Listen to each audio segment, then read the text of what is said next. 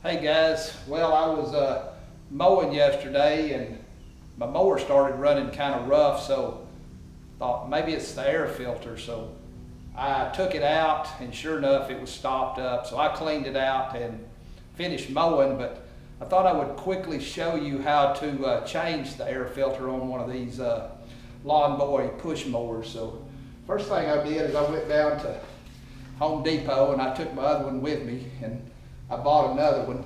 So this is what we're going to put in. So to change this, right here, what I call the left side of the mower, there's a little box right here. Right up the top, there's a little place you can put your thumb. So all you do is push it in, open it up just like that. Now there it is. You can see it looks pretty rough. So that's why I want to put a new one in. So here's the one I bought. Apparently they've changed the color of it since I bought this lawnmower, so that's what I'm going to put in. But first thing I want to do is I want to take a rag. I want to kind of wipe this thing out a little bit, make sure there ain't nothing else in there. Get it about as clean as I can. Then all you got to do is just take this out of the package. Okay, what I want to do is just take my air filter and I want to put it right back in the slot just like it came out.